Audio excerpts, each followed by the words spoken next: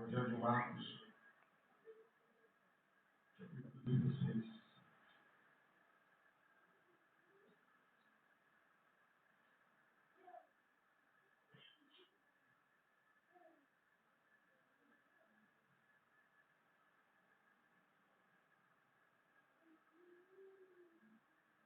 Marcos, capítulo 16.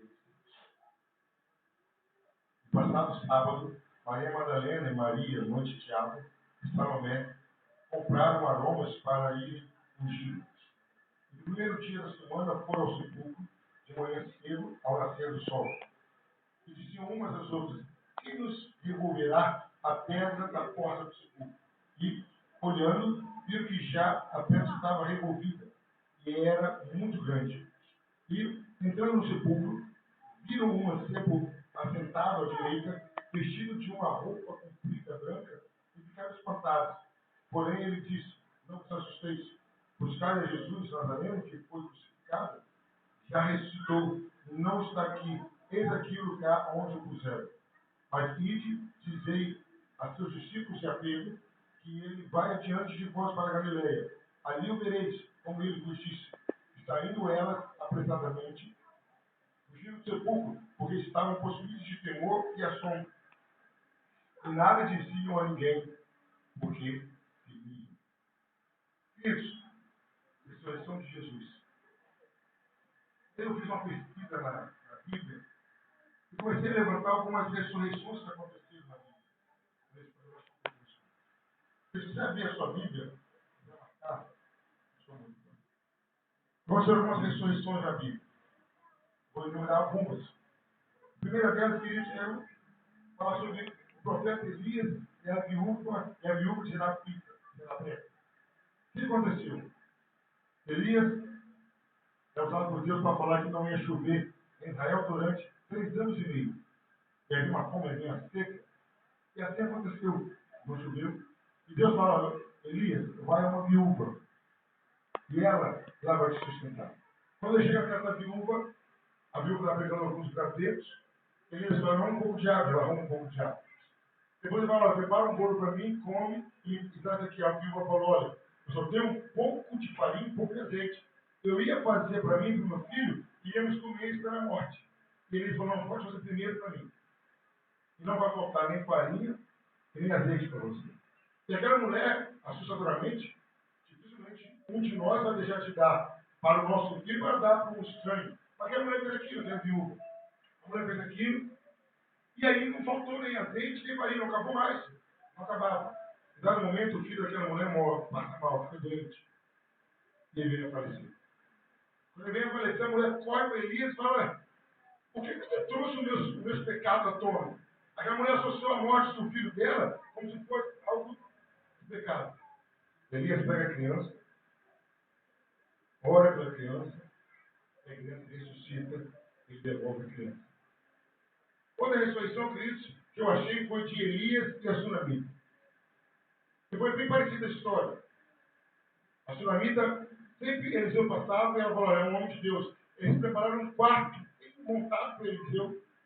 E Eliseu sempre passava, descansava naquele quarto. E Eliseu falou assim: olha, daqui a 1 ano, você vai ter uma criança em seus braços. E a mulher falou: não faça isso comigo, não me iluda. E deu aquele prazo, a criança nasceu. Tem mais ou menos de 9 para 10 anos, mais ou menos. A criança está no campo com o pai, sofre uma dor de cabeça forte. O pai manda ela, a criança, para a mãe. Chega lá, a criança morre. A mulher, a sunamita, coloca a criança sobre a cama e vai atrás de Eliseu. Não fala para ninguém o que tinha acontecido, nem para o marido, para ninguém. Faz o que por ela, salva. E Eliseu é revelado que aquela mulher, a sunamita, estava indo até ele, mas Deus não mostra o que tinha acontecido. Ele manda Geazi, ela não fala, Geazi pergunta para ela: está tudo bem? Vai bem com você? Vai bem com o seu marido? Vai bem com o seu filho? Vai. Quando ela chega perto de Eliseu, ela se joga no pé de Eliseu, chora e fala: eu não te pedi, você não me dará. Meu filho morreu. Ele manda Geazi para resolver. Geazi faz o que ele mandou fazer, não resolve. A mulher fala: eu só vou saber disso se for comigo. Eliseu vai com a mulher. Eliseu vai com a mulher, entra no quarto. Ele sobe sobre a criança 7 vezes A igreja ressuscita, ele da criança à mãe. O terceiro caso, queridos, foi um caso assim impressionante. Um caso assustador. Eliseu morre, é sepultado, e aí começa uma guerra onde as pessoas estavam sepultando uma outra pessoa, estavam sepultando uma outra pessoa. E quando eles viram o exército inimigo chegando, eles ficam apavorados, tem que correr, eles pegam o defunto e jogam na sepultura de Eliseu, no buraco que Eliseu tinha sido sepultado. Eles jogam o defunto lá dentro. O defunto bate no osso de Eliseu e ressuscita. E levanta e sai correndo também. Terceira ressurreição. Aí, queridos, nós já vamos cair no Novo Testamento. Uma história conhecida, a filha de Jairo. Jairo, um homem de reputação, um líder da sinagoga, toma coragem e vai até Jesus e fala: minha filha está morta. Preciso que o senhor vá lá. Os outros evangelhos falam outras coisas. Os outros evangelhos falam que ela estava doente. Mas ali, queridos, no evangelho de Mateus, Mateus fala que ele fala que a filha está morta. Jesus vai até Jairo, no meio do caminho ele cura uma mulher de um fluxo de sangue, de uma hemorragia. E Jesus chega e fala: ela não morreu. E as pessoas que estavam perto começam a rir de Jesus. Jesus manda todo mundo sair e Jesus dá uma ordem: menina, levanta-te. A menina levanta. Ele devolve a filha para Jairo. Outro caso conhecido nosso, o filho único da viúva de Naim. A mulher já era viúva e estava com o seu único filho. Ele vinha a falecer. Quando ele está para passar na última porta da cidade para ser executado, vem Jesus na direção.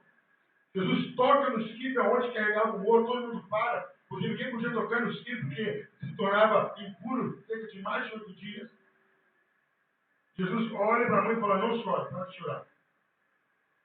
Jesus olha para o morto e fala: levanta-te. Ele levanta. Mais um milagre, mais uma ressurreição.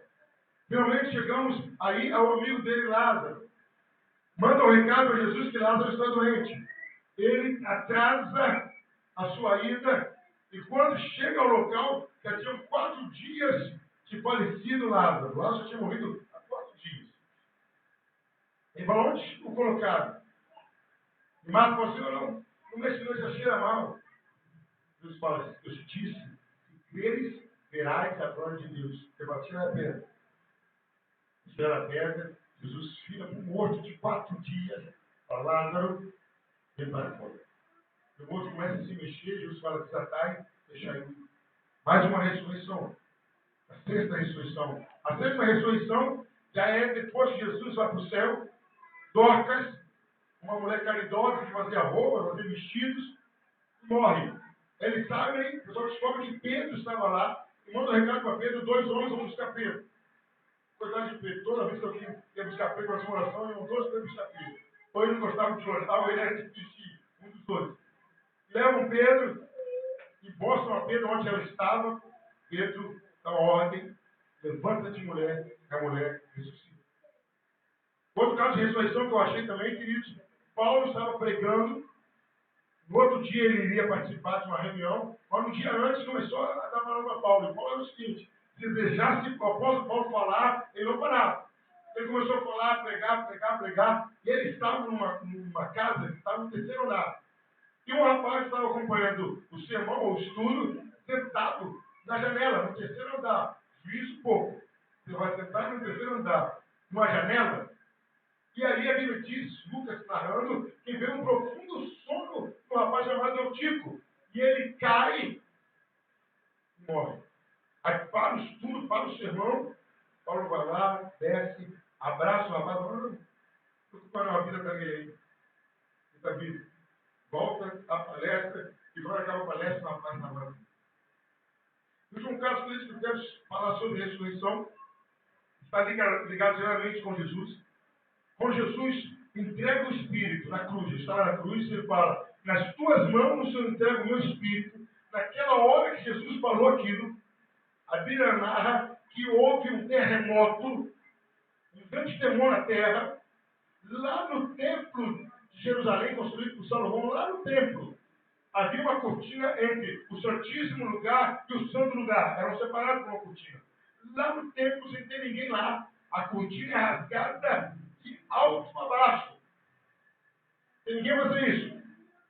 E naquele mesmo instante, Jesus entrou no Espírito, há um terremoto, a cortina que separava o santíssimo lugar do santo lugar foi rasgada, e as pessoas que morreram esperando o Messias ressuscitaram e entraram na cidade. Esses foram os casos. Cada ressurreição, queridos, que a gente viu aqui, trouxe um benefício para as pessoas envolvidas. No primeiro caso que nós citamos, a mãe pensou que a morte era o juízo. Quando a criança ressuscitou, ela percebeu que não havia questão de pecado, ainda que houvesse, tinha sido perdoado. A segunda, a mãe levou anos para ter filho, depois de certa idade que ela teve filho, perde o filho, a morte era uma dor terrível. Mas a ressurreição trouxe aquele alívio para aquela dor. A morte em que o defunto bate no osso de Eliseu era o cumprimento de uma promessa. Eliseu pede porção dobrada do espírito que tinha sobre Elias. A porção dobrada. E Deus atende. E até então, Eliseu só tinha ressuscitado uma pessoa. Quando aquele defunto bate no osso de Eliseu, completa duas ressurreições. Então se cumpre a promessa na vida de Eliseu. Queridos, Jairo, interessante de Jairo, ele chega até Jesus e fala: minha filha está morta. Vamos lá para o Senhor fazer alguma coisa. Jairo tinha esperança e fé que Jesus podia fazer, mesmo ele não sendo um seguidor assíduo de Jesus. Cada ressurreição, cada morte trouxe problema. Cada morte trouxe problema, como todas as mortes fazem. E todas as ressurreições trouxeram consequências. Bom, e nessa noite, querido, eu estou falando sobre isso. A ressurreição de Jesus e as suas consequências para nós. A ressurreição de Jesus e as suas consequências para nós. O que foi acrescentado, o que foi trazido para nós com a ressurreição de Jesus? O que nós ganhamos? Qual o benefício da ressurreição de Jesus?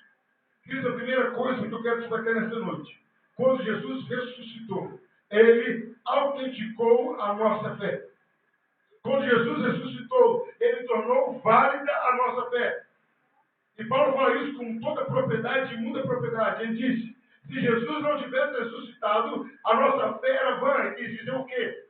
Se a gente cresce numa pessoa que pregou vida eterna, que pregou vida, que foi contra a morte, que ressuscitou pessoas, mas ele viesse a morrer e não voltasse, eu estava crendo em coisa nenhuma.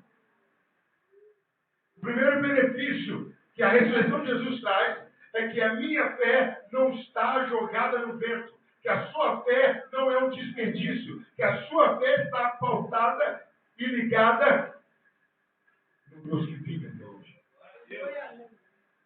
Primeiro benefício, a minha fé. Eu não estou falando como você estava no túmulo. Estou falando com a ressurreição.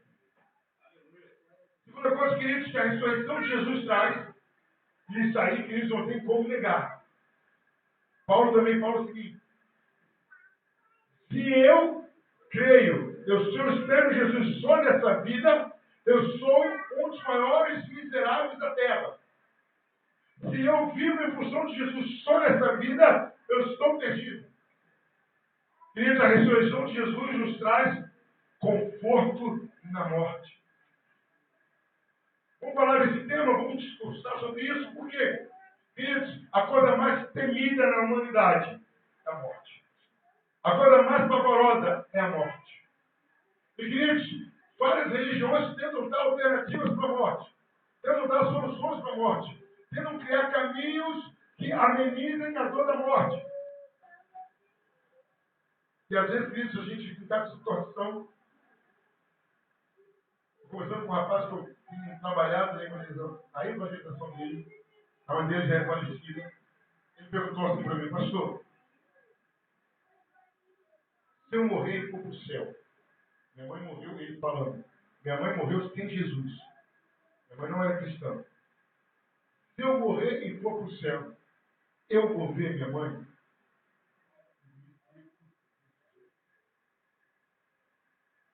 Eu disse: meu amigo, você não vai ver. Fiz para alívio meu, sabe o que falou? Eu já sabia. Daniel 25. Mas o que eu quero dizer com isso? Queridos, a ressurreição de Jesus nos traz um conforto. Que conforto é esse? Que eu vou morrer, mas eu vou ressuscitar e vou morar no céu. Amém, igreja? É isso. O meu fim não está na sepultura. Se eu morrer agora, no coração parar, eu cair aqui duro. Enquanto vocês vão ficar preocupados de levar o meu corpo pesado, chamar a ambulância e no IML, e comprar um caixão que não vai ser muito fácil, vai ter vaquinha daqui, vaquinha dali, vão comprar um caixão GG, estrangeiro. E quando for nessa correria, queridos, sabe onde eu vou estar? Nos braços de Jesus. A morte para o crente não é dor. A morte para o crente não é desespero. A morte para o crente não é o fim. A morte para o crente é finalmente a vitória sobre a carne, a vitória sobre o pecado e uma risada na cara de Satanás. Eu venci. Você quase me tirou, mas eu venci. A ressurreição de Jesus nos traz esse conforto. Nos traz esse conforto de saber, queridos, que quando o meu coração parar, não é Miguel que vai me receber, não é Arcanjo Gabriel, não é nada disso. Quem vai me receber é Jesus Cristo. Quem vai se levantar e falar: vinde bendito do meu Pai, possui por herança esse reino que é conquistado para você. É isso que a ressurreição de Cristo traz. Eu e você vamos morar no céu. Amém, igreja? Amém. A caminhada aqui é difícil, é doído, as pedradas são grandes, os seus erros geram consequências imensuráveis. Você vira alvo de tantas coisas. Tem hora que parece que Deus não te ouve. Tem hora que parece que não vale a pena. Aí você olha para o túmulo vazio e fala: vale a pena. Aí você canta: porque Ele vive, posso crer no amanhã. Porque Ele vive. Canta, igreja. Senhor, não há, mas eu bem sei, eu sei que a minha vida está nas mãos do meu Jesus. Quem vai morar no céu dá uma salva de palmas.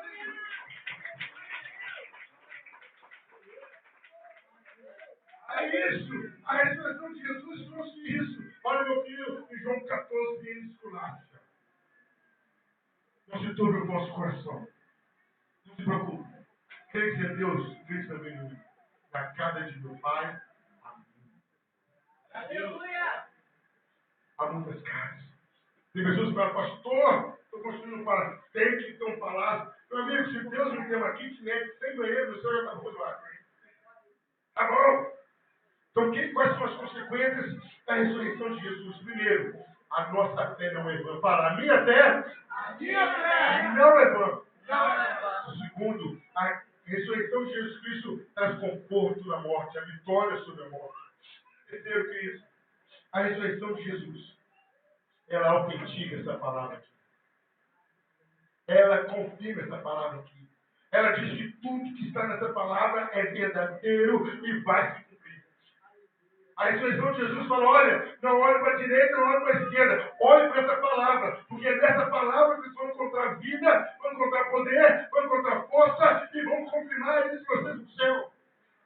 Quando Jesus ressuscita, ele fala: tudo o que meu Pai falou é verdadeiro. Sigam essa palavra, vivam essa palavra. Jesus é o único que fez um testamento. Jesus é o único que fez um testamento e voltou para conferir se cada um ia pegar a sua parte. Amém. As pessoas fazem testamento e morrem. Aí aquela briga de família, tá tiro. Jesus não. Ele morreu, ressuscitou, fala: vamos ver se cada um está pegando a sua parte. Pergunta para o seu irmão aí: está pegando a sua parte no testamento? É graça. Sabe o que Jesus falou? Todo o poder me foi dado, tanto no céu como na terra. Aí lá em Romanos capítulo 8, o apóstolo Paulo, ele coloca uma comparação incrível. Ele fala: porque nós somos co-herdeiro de Cristo. O que quer dizer isso? Tudo que Jesus conquistou também é nosso. A ressurreição de Jesus, ela trouxe autenticação à nossa fé. Ele confirmou a nossa fé. A ressurreição de Jesus, ela trouxe conforto à nossa morte. Se o médico falar para um de nós, olha, você vai morrer daqui a 3 dias, o médico vai assustar. E tem gente que vai soltar por gente. Que isso? 3 dias eu vou encontrar com Jesus? Vou ficar triste pelos meus familiares, vou ficar triste pelos meus filhos? Falou, vou ver, chegando 4 dias não morreu. Ô, doutor, você mentiu para mim, está pensando que traz esse conforto, traz essa segurança. Autentica a palavra de Deus. E por fim, queridos, a ressurreição de Jesus nos dá certeza, nos dá confirmação. Quando Deus ia falar com alguém no passado, ele falava assim: eu sou o Deus de Abraão, Isaac e Jacó. Quando ele falava, eu sou o Deus de Israel. Aí, em dado momento, o apóstolo Paulo, de Cartas de Deus, ele fala: por um acaso ele é Deus de morto? Não, ele é Deus de vida. Quais são as consequências da ressurreição de Jesus para nós? A quarta, que temos um Deus vivo. Eu tenho um Deus vivo. Mas pode falar, eu tenho um Deus vivo.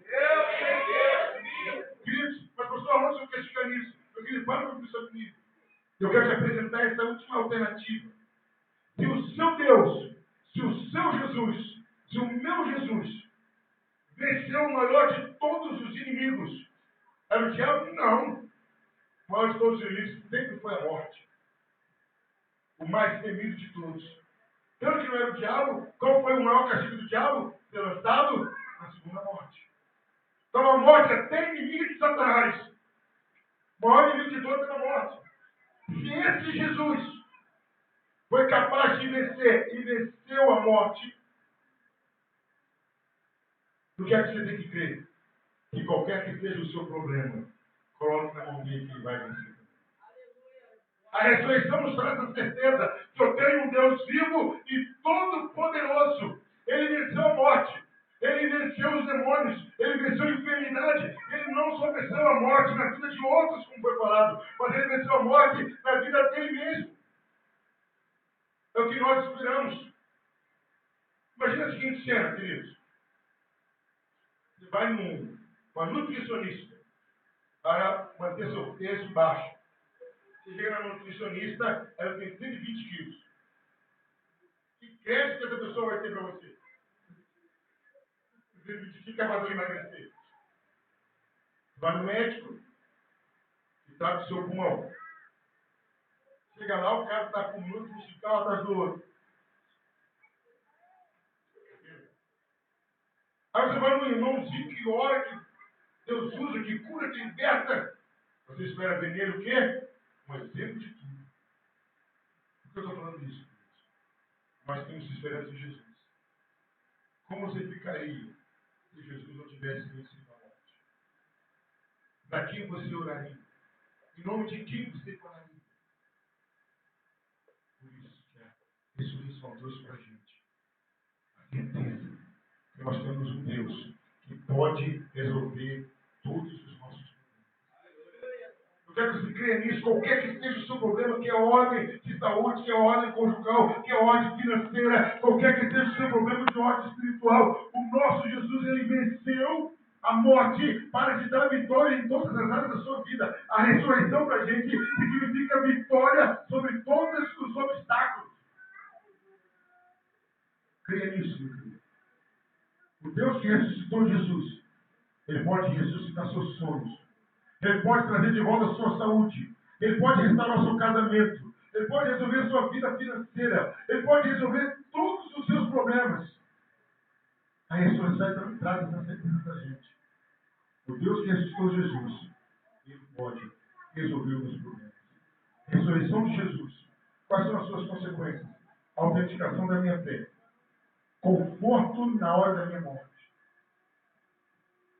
A autenticação da palavra. Eu posso crer nessa palavra. Porque o autor falou que ia morrer e ia ressuscitar, e ele morreu e ele ressuscitou. E a ressurreição traz para mim a certeza que eu posso vencer todos os meus problemas em Cristo Jesus. Eu posso ter soluções em todos os meus problemas em Cristo Jesus. Não há problema que possa resistir à minha fé. Não há dificuldade que possa me parar. Porque eu vou olhar para a cruz que está vazia. Eu vou olhar para o túmulo que está. E isso muitas vezes, nada pessoal, nada contra. A igreja que usa uma cruz como símbolo. Nem, por Deus. A gente tem que usar o quê? O túmulo vazio como símbolo. A maior prova de vitória de Jesus. Queridos, certa vez, para terminar, chegou uma faculdade, e alguns já conhecem a história, chegou uma jovem numa faculdade, um jornal estampado, falando, olha aqui, acharam o túmulo de Maomé. Aqui, olha aqui. Aí mostrou para a jovem cristã deu glória a Deus. Glória a Deus, aleluia. Porque até hoje não acharam os ossos de Jesus Cristo. O meu Jesus, o seu Jesus. É uma das palavras terríveis do anjo. Maria corre até lá para ver onde está Jesus e ele pergunta: por que buscais entre os mortos o que vive? O seu Jesus, o meu Jesus. Amém, igreja? Passamos de palmas a Jesus Cristo.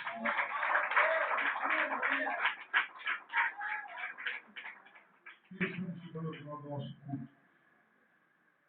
Às 0 horas de amanhã.